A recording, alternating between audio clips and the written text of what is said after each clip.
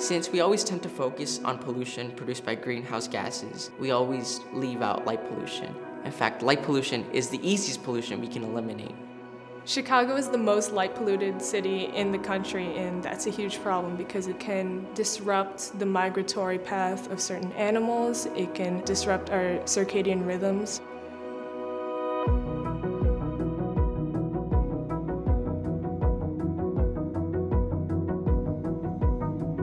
I live in the city of Chicago. It's a pretty quiet neighborhood, but even then you could only still see like a good 10 stars at the most on any given day.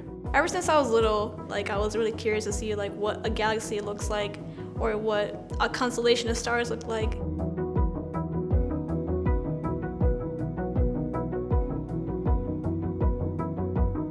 On the bus ride, somebody noticed that you were able to see all the stars and even the Milky Way just outside the window, and once everyone figured out, everyone was climbing to be up at the window and just trying to just get a glimpse of what was going on outside, and honestly, it was beautiful.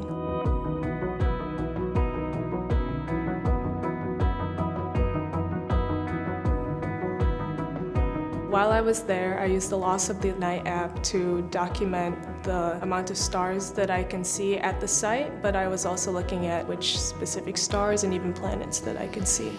Arcturus is right over there, that really bright star. We also use a device called SQM, which stands for Sky Quality Meter. It measures how dark an area is. It ranges from 1 to 21, and usually Chicago ranges from 9 to 14. So right now we got 21.15, so that means that it's dark enough? Yeah, that's what I'm trying to focus it And at. Jupiter? I was in charge of all the activities involving the telescope.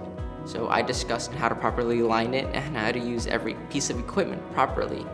Far Horizons has constructed this 360 camera called the GoNet. It takes pictures of the night sky. So that's how we determine how much light pollution is in the urban city versus through the night sky in Indiana Dunes.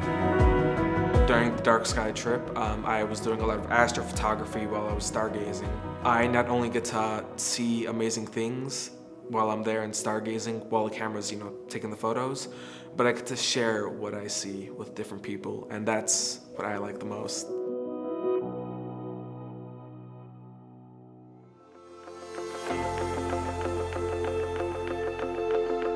I think we need a community to help save humans and animals from light pollution.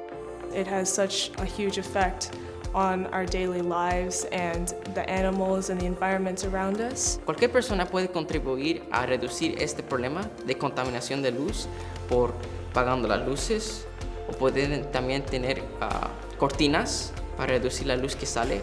It affects the city, it affects the country, it affects the world. And it's not just about seeing the night sky, it's about animals and how we live every day. And it's amazing that out of this trip, 14 students were able to see the Milky Way because 80% of Americans have never seen the Milky Way. So YOLO just helped change that just a little bit, one teen at a time.